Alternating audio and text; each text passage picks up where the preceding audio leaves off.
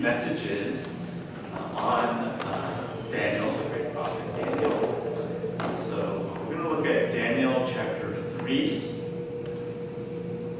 And we'll read a few verses. I mean, it's a whole story, but I'm just going to read a few key verses to get us started. So Daniel chapter 3, from verse 5 through 6. It says, "As soon as you hear the sound of the horn, flute, zither, lyre, harp, pipes, and all kinds of music, you must fall down and worship the image of gold that King Nebuchadnezzar has set up.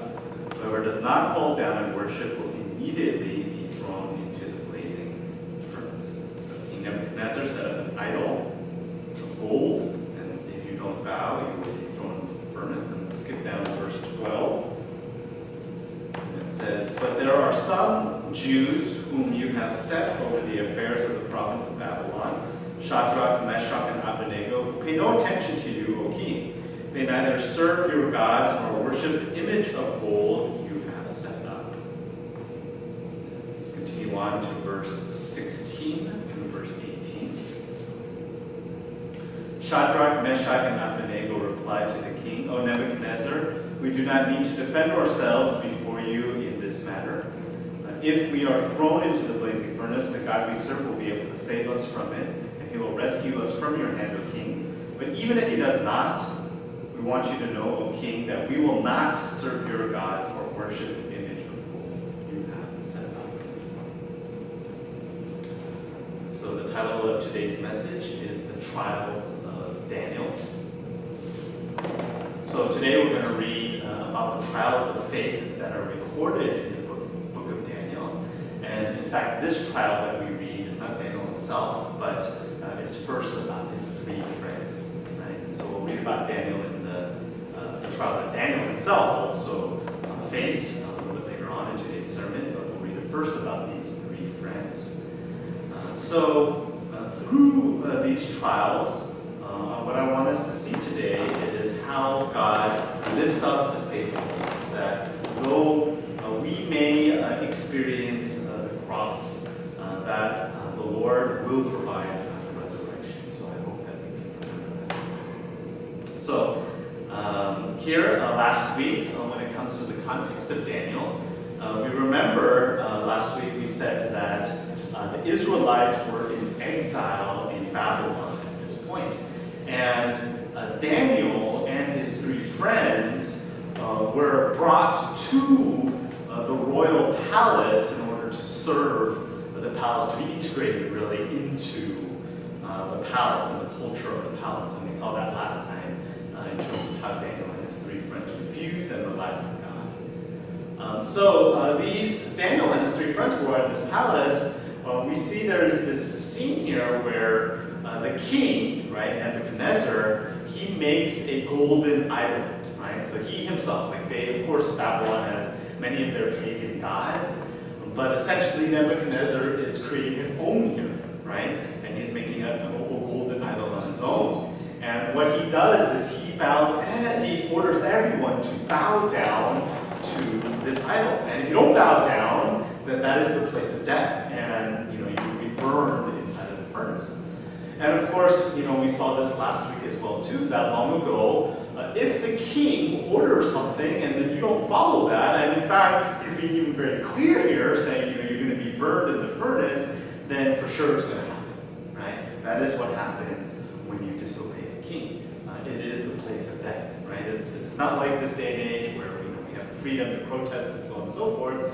Long ago, if you disobey the king, then that essentially means death. Right? But what happens here is that for the three friends, what we read about is that they clearly have faith and stand firmly. There is this verse here. They say, even if we do not, right? Even if, he says in verse 18, Daniel chapter 3, verse 18, but even if he does not, right? So they say that even if he does not, right, that God will, that we're not going to serve. They know that God is going to save them, but even if not, right, then we will not worship, right? So they still have faith. This is the unconditional love that they have for God. As we love, our love also for God should not be based on the fact that God necessarily does something for us, but God, He loves us unconditionally, and in the same way, our faith must be unconditional for God as well too. The truth is, even for the Lord Jesus Christ, He said, "Why have you forsaken me?" But for the one who walked with absolute faith towards God unconditionally, with love, the Son of God in this way, He was also resurrected. He was saved from death. And that is how God is. Even if we go to the place of death, then even God, He can save us. Again, there's the resurrection even beyond death. And so we see that with the Lord. And we see that same faith, really, that the three friends have. That even if they go to the place of death, they still have faith in God. This is their unconditional faith in love. And it is their faith in God who guides and protects them in this way. So we see that. And let's continue on the story. And let's see how it continues on in verse 19 through verse 25. So Daniel chapter 3, verse 19 through 25.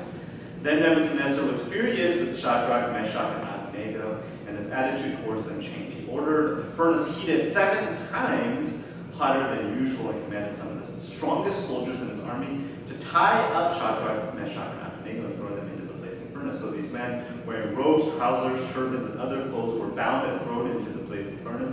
The king's command was so urgent and the furnace so hot that the flames of the fire killed the soldiers who took up Shadrach, Meshach, and Abednego.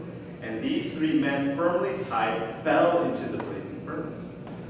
Then King Nebuchadnezzar leaped to his feet in amazement and asked his advisors, "Weren't there 3 men that we tied up and threw into the furnace?" They replied, "Certainly, O king." He said, "Look, I see 4 men walking around in the fire, unbound and unharmed, and the 4th looks like a son of God." So, the burning furnace is so hot that even the soldiers who are bringing in the 3, they are burned up, right? That's how hot the furnace is. But it's clear that these 3 are unharmed. In fact, as the king is looking at them inside of the furnace, he sees a 4th person.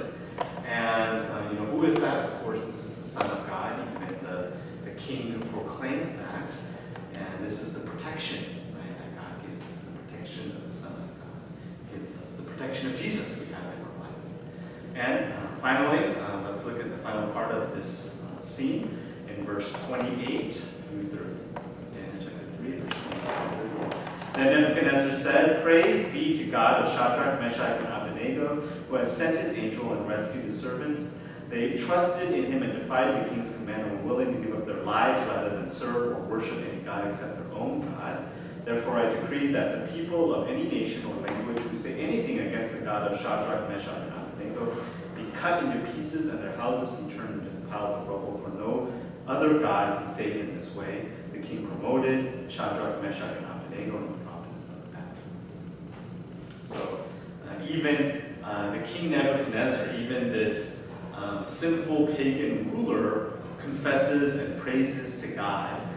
He said that they trusted and were willing to give up their own lives rather than serve or worship anyone but their own God. And their faith was so unconditional that way they were willing to give up their own lives, and they are lifted up right into the high place. The king Nebuchadnezzar, God, it is really God who lifts them up to the high place. From the place of death on the cross, he lifts up to the resurrection. So we've looked at this story, and we want to look and we want to learn, take some lessons really from this first trial that we're looking at today, recorded in Daniel. So the first thing I want to really examine is that this kind of situation is the same thing that we face today. That the world will set up idols and force us to worship those idols. So what do I mean by that? So what are idols, right? What are the idols in this modern age that we live in? So idols, we shouldn't just look at it like how they looked at long ago, where it was some, man-made object, some figurine or something like this. it's not just objects, but there was meaning. There was meaning behind why they worshipped these man-made objects, right? Instead of God in heaven, there was meaning behind that. And for the Israelites, the battle that they always faced with the idols that always sort of came in from other nations and tempted God's people, and really, the ones that the holy ones always had to fight against, right? There were two main idols at that time.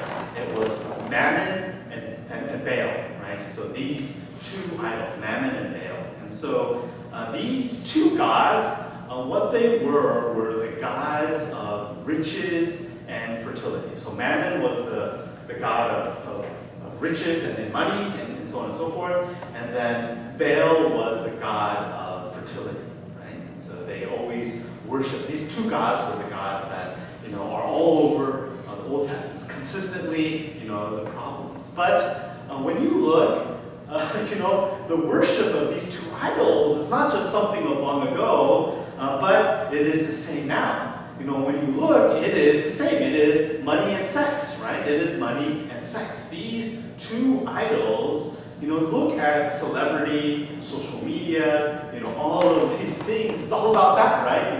How much you can flaunt in terms of your wealth and, sex and beauty and all of these types of things.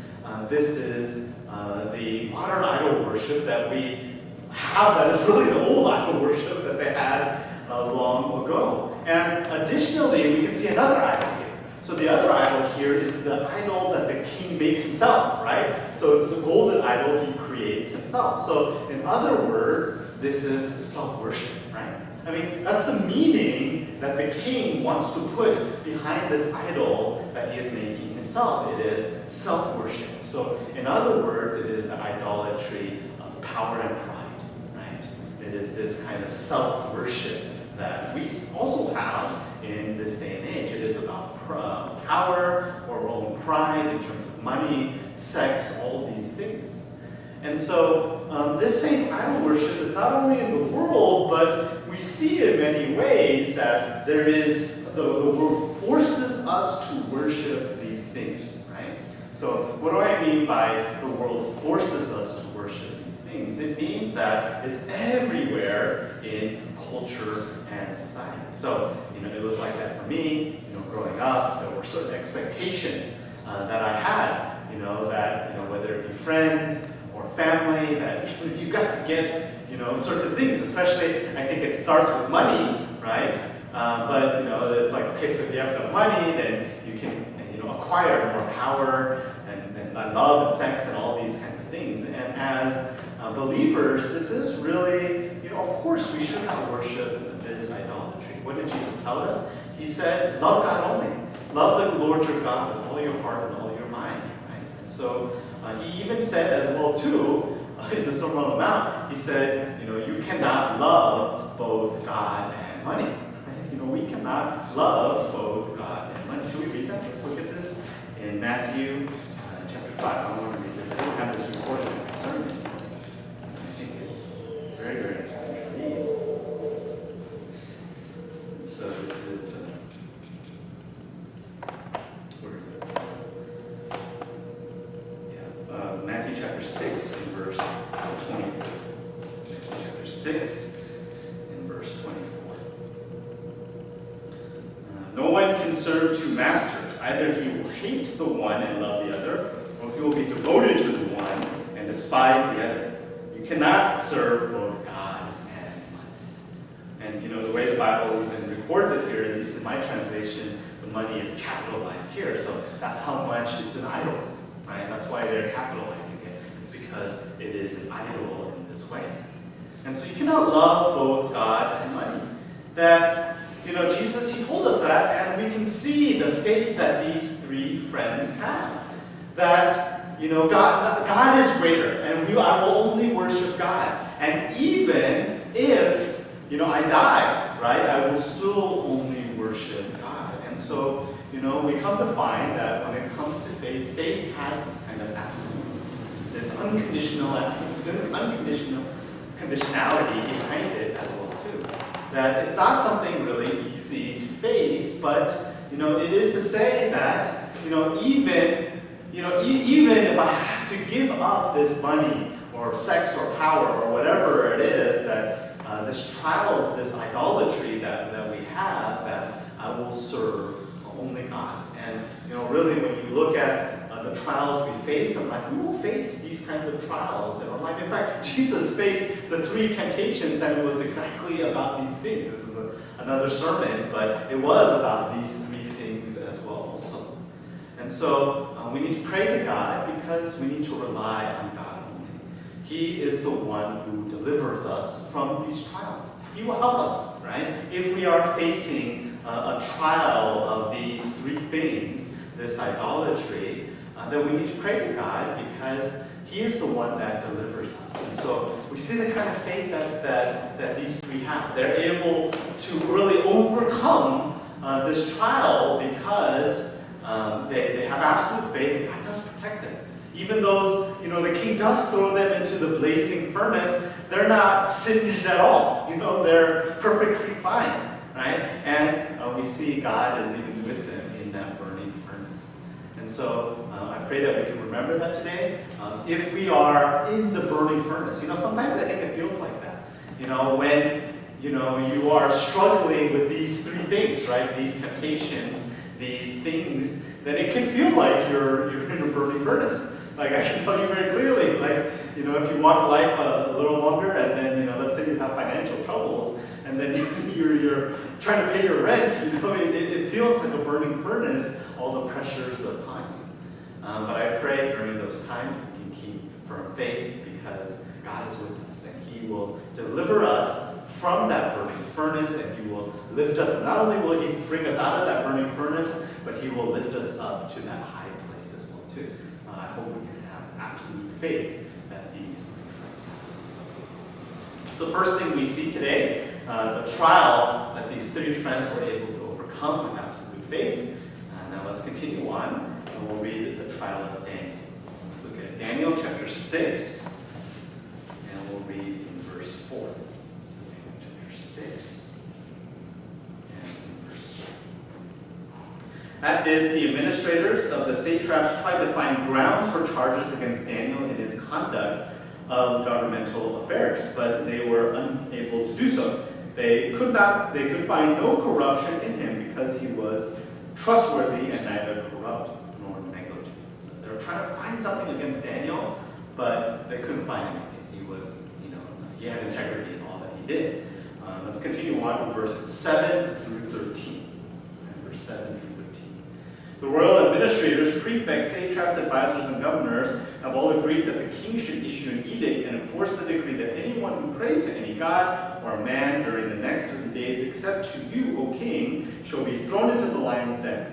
Now, O king, issue the decree and put it in writing so that it cannot be altered in accordance with the laws of the Medes and the Persians, which cannot be repealed. So King Darius put the decree in writing. Now, when Daniel learned that the decree had been published, he went home to his upstairs room where the windows opened towards Jerusalem.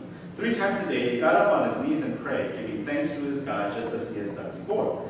Then these men went as a group and found Daniel praying and asking God for help. So they went to the king and spoke to him about the royal decree. Did you not publish the decree that during the next 30 days anyone who prays to any god except you, O king, would be thrown into the lion's den? The king answered, the decree stands in accordance with the laws of the Medes and the Persians, which cannot be repealed. Then they said to the king, Daniel, who is one of the exiles from Judah, pays no attention to you, O king, or to the decrees you put in writing. He still prays 3 times a day. So actually, this is a new king, right? So this is King Darius. So King Darius is the new king after Nebuchadnezzar, right? But still, he favors Daniel, right? Because Daniel is someone very upright and has integrity. And so others are very jealous about Daniel, right? Not necessarily about his integrity, but what they're jealous about is the fact that he has a place with the king, right? He has favor with the king. And so what we see that these other advisors of the king do is they sort of conspired together to influence Darius to make a law, right? To make a law. And what the law is, right, is to say anyone who prays to God and not the king will be thrown into the lion's den, right? And so they're making this kind of law. So, for the king, perhaps the king doesn't know the full situation of Daniel. He just really likes Daniel, and so but the advisors know about Daniel, and so they try to trick the king in order to make a law specifically to trip up Daniel and then make him be thrown into the lion's den. And so later on, what happens is they actually do find Daniel praying, all right, and they know that Daniel's not going to stop praying, so they do find Daniel keep on praying, and so they go back to the king, and they make sure to go back to the king, before they tell him that it's actually like Daniel that's praying, they go back to the king and they say, hey king, you made this law, you're not going to repeal it, right? And so they make extra sure that he's not going to repeal it. And then after the king assures them that they're not going to repeal that law, then they go and tell the king, hey, you know what? Daniel was actually caught praying. And so, we kind of see how sneaky that the advisors were, right? And so, obviously they're not doing this with the best of intentions. If they were, then they would be like Daniel, trying to stand upright before the king based on the integrity and based on really their advice. That's their job, is to be advisor to the king, so to stand upon that. But that's not what they're all about. They're all about their own power and influence, right? Influence for them is that power. Influence towards the king is that power. And so, for them, they desire, and they're greedy for more of that power. And so, that is why they turn around and they try to conspire and do something. And so in front of the king, they're acting like one way. They're being so holy, right? They're saying, hey, king, we should obey you. Everyone needs to, they can't pray to another god. It's only you and your God's Lord. And so they're showing one intention in front of the king, trying to make it seem, in that way, but actually, in actuality, what's inside of what they're thinking in their hearts is they're trying to figure out a way to trap Daniel, right? They're figuring out a way to trap Daniel. So, the intention here is not something so pure and honest before the king, like this is something for your benefit, king, but it is something for their benefit, right? In order to trap Daniel, right? And so that they can, take away Daniel and get more influence. So, when you look at this situation, so I know that it seems just like some kind of situation from thousands of years ago in the Old Testament that seems like something long ago, but in actuality, the events in the royal palace here is the same now. It's not like it's any different. The royal palace of long ago is the same that is going on, especially in the royal palace of today. When it comes to politics, when it comes to high society and the big stage, these are the kinds of things that are, happening all around. You see it. The intention on the outside and how good people look on the outside, when on the inside it is just the greediness for more power, right? And that's all it really is. And so, we really see that. And so this is the kind of event that is similar, right, that we see that is going on. And so I think it's really, really accurate. When you look at, for example, political movies, I think political movies are actually very accurate. I think political movies are very accurate. If you go and watch a political movie, that's what it's all about. Like these kinds of, machinations. How can I move this chess piece here and there? And for them, it's like a game. And it's actually people's lives, when you think about it, instead of society. We're talking about, decisions that impact people's lives, but then it's some kind of game in order to, gain more power. And so they want to move against each other with influence and power in this way, and that's how people are. They're always hiding, they want to say one thing, but hide other intentions. And I want to say too, this is is not just something that happens in like, the politics of far away, but it can happen, ourselves too. It can, what do we call it? We call it like workplace politics. That's the term for it, right? And so this can happen in the workplace. It can happen even among circles of friends, right? I think people have felt that, like drama among friends, for example. It's like a big theater. It's like drama. That's what people call it. It is drama. And so it is about hiding one intention and then moving things along in order to do certain things. And so we're really seeing that here. And so this is what happens. And let's continue on, and we'll read verse 14 and 23. So let's look at Daniel chapter 6, verse 14 through 23. When the king heard this, he was greatly distressed. He was determined to rescue Daniel and made every effort until sundown to save him. When the men went as a group to the king and said to him, "Remember, O king, that according to the law of the Medes and the Persians, no decree or edict that the king issues can be changed." So the king gave the order, and they brought Daniel and threw him into the lion's den. The king said to Daniel, "May your God, whom you continually serve, rescue you." And a stone was brought and placed over the mouth of the den. Then the king sealed it with his own signet ring and the rings of the nobles, so that the king's situation might not be changed. When the king returned to his palace and spent the night without eating and without any entertainment being brought before him, and he could not even sleep. At the first light of dawn, the king got up and hurried to the lion's den. When he came near the den, he called to Daniel in an anguished voice, "Daniel, servant of the living God, has your God whom you serve continually been able to rescue you from the lions?" Daniel answered, "O king, live forever. My God sent his angels, and he shut the mouth of the lions. They have not hurt me, because I was found innocent in his sight, nor have I ever done any wrong before you, O king." The king was overjoyed and gave the order to lift Daniel out of the den. And when Daniel was lifted from the den, no wound was found on him, because he had trusted in his God. And so Darius, he realizes he's been tricked, of course, but it's too late, right? His hand has already been forced, and he is forced to punish Daniel. And so it appears like all the political machinations that are going around the royal palace, it appears successful, right?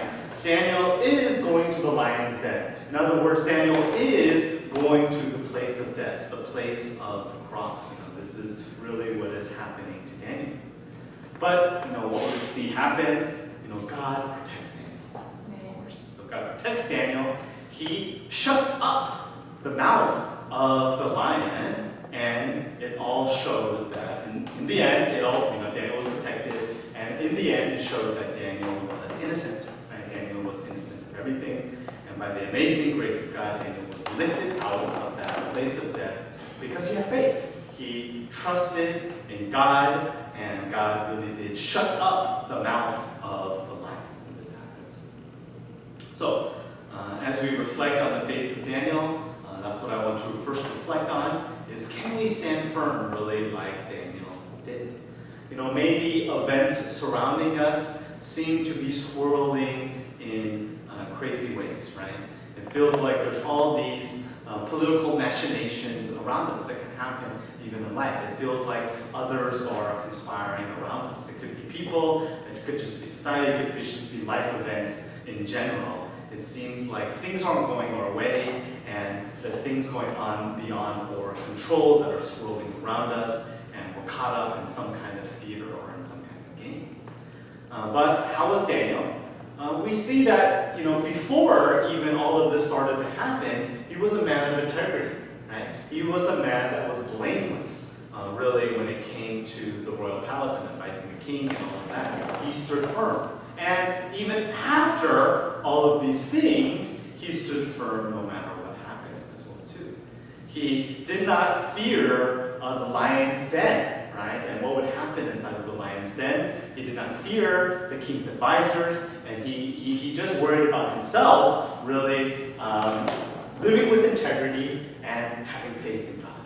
Really, this is how he walked in his life. And so, as we reflect too, do we have this kind of faith too? To just simply, what stands in front of us is to just walk with integrity, right? That walk with integrity and fear God, have faith in God. It's not fearing all the things that might happen to us inside of this world, all the machinations and events and things swirling around us. Faith is having that assurance of God who raised Jesus from the dead. And so, because of that, there's nothing to fear. Why should we fear the world's games? The world's playing all these games around us. Sometimes it feels like that, right? Like I'm trying to walk, and I'm trying to go with my best heart's intention, but it feels like the world's playing all these games around us. If we have holy fear in God and love Him with faith like that, even if we are thrown into the lion's den, if we stand firm, do what is right, have faith in God, He will protect us. And Daniel, he didn't stop praying. He didn't stop praying. He just simply prayed and did what was right in front of him. Don't worry about all those games. I should say that really, as we live our life. Don't worry about all the games that are being played all around the world. That things are happening. It feels like things like whether it be the politics or business or just all these things that are happening around us. Are all these games that are happening in the world. But for us, we really can't do much, in this world. We are weak. But there is something we can do, like Daniel. That is pray, right? We can pray. We can pray like Daniel and stand firm. And, it's not about worrying about all these things. So we see that. And then let's read this last part. So let's continue on from Daniel chapter 6 and then verse 24 through 28. At the king's command, the men who had falsely accused Daniel were brought in and thrown into the lion's den, along with their wives and children, and before they reached the floor of the den, the lions overpowered and crushed all their bones. Then the king Darius wrote to all the peoples and nations and men of every language throughout the land, "May you prosper greatly. I issue a decree that every part of my kingdom people must fear and reverence the God of Daniel. For he is the living God, and he endures forever. His kingdom will not be destroyed, his dominion will never end. He rescues and he saves, he performs signs and wonders in heavens and on earth, and he rescued Daniel from the power of the lions." So Daniel prospered during the reign of Darius and the reign of Cyrus the Persian. So, we see, first of all, that the king's advisors instead were sent into the lion's den and they were crushed. There was no one to save them. Right? There was no one to save them. They did not have faith in God, of course, and so there was no one to save them like Daniel had faith in God. So Daniel, he is the one that had the assurance of God to save him, and we do too. Right? We need to know that as well too. We have the assurance of Jesus Christ. Jesus who already took up the cross for us, and so we have that assurance that we will also be saved from death and experience the resurrection. And that is the assurance that the Lord gave us. In actuality, what I really want to see here is that being in the lion's den, this is really a metaphor. Is really what it is for our life. As we look at this, Daniel, who was put in the lion's den, it's not just a story of long ago, but being put in the lion's den is a metaphor for our lives. Perhaps you've heard this expression before, right? You're, being put into the lion's den. I mean, it is an expression that is taken, from the Bible. And what does it mean? It's taken from this exact story that we read. And what does it mean? It means a person who was put into a very difficult place. So Daniel was put into an extremely disadvantaged position. It's you versus a den of lions. That's, you can't get more disadvantaged than that. It's a place of, he's disadvantaged. It's a place of hostility too. That's who lions are. Lions are predators, and they want to eat you. And that's the place of the lion's den. But, what really is the lion's den is not this lion's den, but is what happened to Daniel beforehand. And the place of the lion's den was actually the palace. Right? That is the lion's den. It is where, the people inside of the palace are, they were, it was Daniel versus all these people who are conspiring against him. It is a place where he was disadvantaged. It is a place where they are so hostile against him too. They are predators and they want to eat him alive. And so the place of the lion's den was actually the royal palace, which is conspiring against him. But in both cases, we see Daniel standing firm, right? So he's a man of integrity. He does not just join all the other people. He doesn't join in just being like a lion, right, devouring others. But he stands firm with his integrity, and he stands firm with faith when he's actually in the lion's den with actual lions. And when he's actually in the lion's den, what happens? Daniel testifies, right? An angel of God came into the lion's den and shut up the mouth of the lion, right? And that's what happened inside of the lion's den. And then when you look at what actually happens to the advisors, it is the same thing. God came in and he meted out his judgment, and the advisors were instead put into the lion's den themselves, and they were eaten up by it. They were eaten up by their own plot, right? They were eaten up by their own by themselves. Right? Essentially, they are the lions, and they were put into the lion's den, and they were eaten up by other lions. And so they were eaten up by their own kind, really, inside of this way. And so, we can see that, that is how the advisors work. And so, we should ask ourselves the same question, right? How do we want to be, when we're in this kind of situation? We will face political machinations in our workplace, in our life, in society. We will face issues like this where we're just extremely disadvantaged in our position, and it seems like everybody is conspiring against us. We're facing extreme hostility like this, and it's unfair, right? I mean, life is unfair. That's the expression goes, right? We are in a completely unfair, disadvantaged position. And that's what happens in life, it's not like everything in life, that's how we are often. We get, so frustrated, and we lash out and we get angry because life is unfair. But in actuality, that's the situation in a fallen world, is that there is no justice, and life is unfair with that. And so inside of this disadvantaged, very hostile situation like this, how can we be? So, we can be sneaky and devious like these other advisors were, but what is the long-term conclusion like this? So, at first it seems successful, right? They're able to influence the king. It seems like, okay, we got Daniel trapped, we're going to put him into the lion's den. And so, being sneaky and devious, maybe you'll have some kind of temporary success like this. It seems like, your way is going forward, but ultimately the person who works in a very sneaky and devious way like that is going to get eaten up.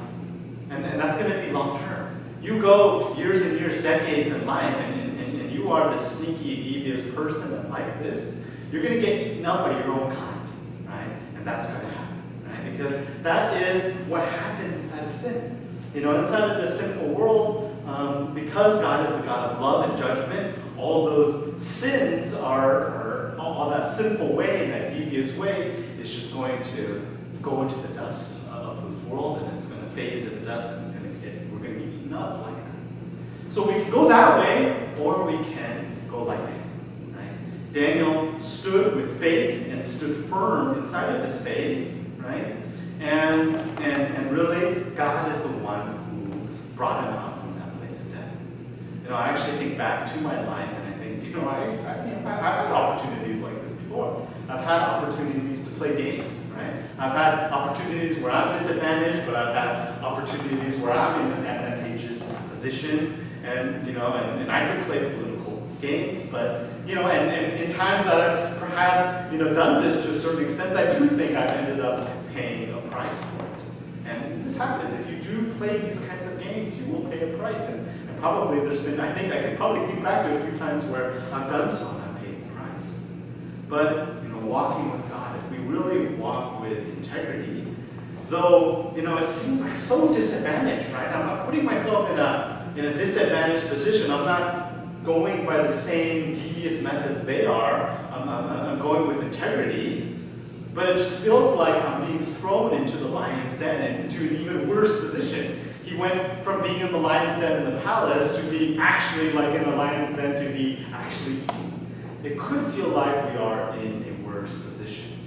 But, it is in those times, it is when we are in the darkest of darkest valleys that we can experience the grace of God and His salvation. And so, at the very, very end of this, King Darius makes a proclamation, right?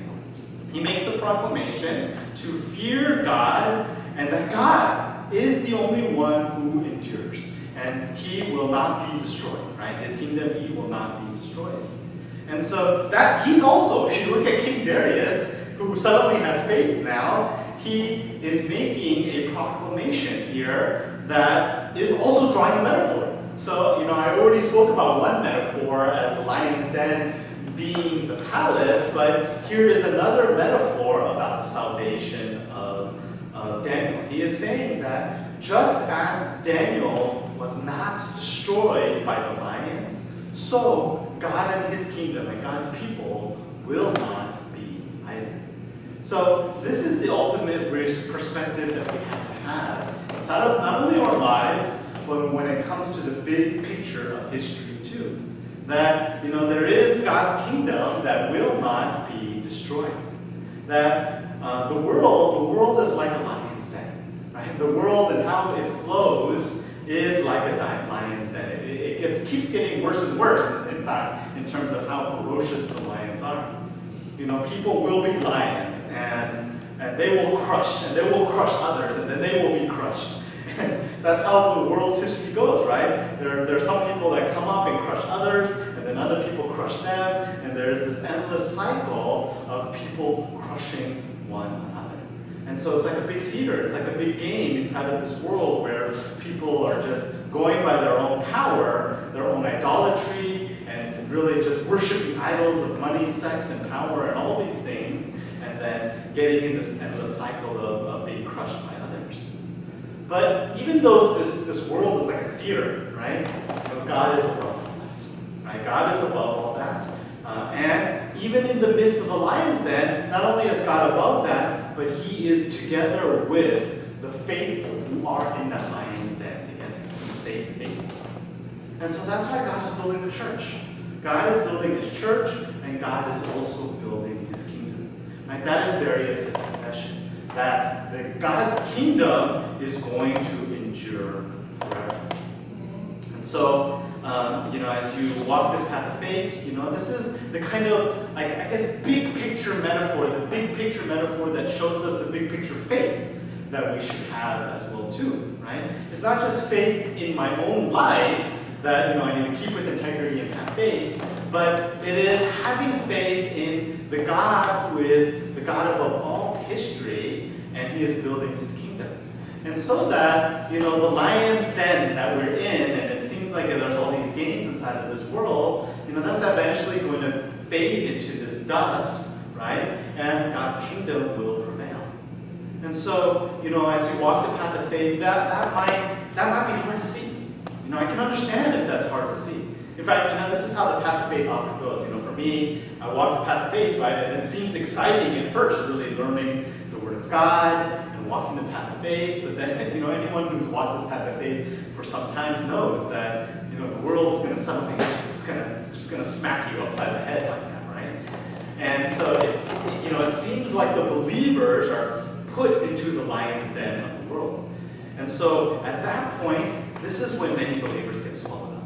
Right? This is when many believers try to be like another lion and try to just get in and are just swallowed up in the world. But, for me, I think, what has really helped me walk the path of faith personally, I would say, is this kind of perspective that King Darius talks about. It is the perspective of God's kingdom, right, that holds on to us. It's saying, hey, this world might be this endless cycle of, being the lion or being eaten up by the lion, and it seems like that cycle. But, we need to be the faithful ones that say, God is above all that. And He is bringing His kingdom, and He is also together with His people that are in the midst of the lion's den, and He will protect them, and He you will allow them to walk together for glory and for his kingdom. And so that kingdom is going to endure beyond, and we have to have faith, really, in God who protects us. So today, I hope that we can see that, it's not about just being inside, being a lion's den and then being eaten up again. It's not about pursuing idolatry or self-idolatry or those kinds of things. We shouldn't live this way. But have faith. Just like the three friends stood firm right until the end, worshiping God even to the place of death. Just like Daniel did as well too, in a completely disadvantaged position, he kept faith until the end.